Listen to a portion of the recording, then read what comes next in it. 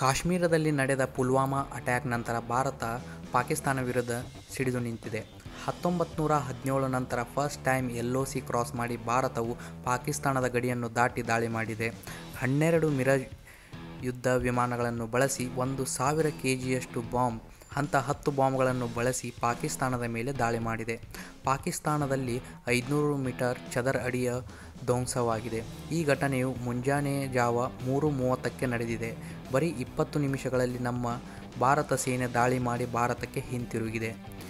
ಇದೊಂದು ತುಂಬ ಖುಷಿಯ ವಿಚಾರ ಅಂತ ಹೇಳಬಹುದು. ಈ ದಾಳಿಯಲ್ಲಿ ಎಲ್ಲ ಭಾರತೀಯರು ಖುಷಿಯನ್ನು ವ್ಯಕ್ತಪಡಿಸಿದ್ದಾರೆ. ಅದೇ ರೀತಿ ಎಲ್ಲ ದೇಶಗಳು ಮೆಚ್ಚುಗೆ ವ್ಯಕ್ತಪಡಿಸಿದ್ದಾರೆ. ಈ ಒಂದು ದಾಳಿಯಲ್ಲಿ ಪಾಕಿಸ್ತಾನ ಏನು ಹೇಳಿಕೆ ಕೊಟ್ಟಿದೆ ಅಂದರೆ, ನಿಮ್ಮ ದಾಳಿಗೆ ನಮಗೆ ಯಾವುದೇ ರೀತಿಯಾದ ಹಾನಿ ಉಂಟು ಆಗಿಲ್ಲ ಎಂದು ಹೇಳಿಕೆ ಕೊಟ್ಟಿದೆ. ಆದರೆ 300ರಿಂದ 400 ಜನ ಉಗ್ರರು ಬಲಿಯಾಗಿದ್ದಾರೆ ಎಂದು ನಮ್ಮ ಭಾರತ ಸೇನೆ ಹೇಳಿಕೆ ಕೊಟ್ಟಿದೆ. ನೋಡಿದ್ರಲ್ಲ ಸ್ನೇಹಿತರೆ, ಇದೇ ಈ ವಿಡಿಯೋದಲ್ಲಿರೋ ಬ್ರೇಕಿಂಗ್ ನ್ಯೂಸ್. ಈ ವಿಡಿಯೋ ಇಷ್ಟ ಆದರೆ ಪ್ಲೀಸ್ ಲೈಕ್ ಮಾಡಿ, ಶೇರ್ ಮಾಡಿ ಆ್ಯಂಡ್ ಕಮೆಂಟ್ ಮಾಡಿ. ಸಬ್ಸ್ಕ್ರೈಬ್ ಮಾಡೋದನ್ನು ಮಾತ್ರ ಮರಿಬೇಡಿ friends. Thank you for watching.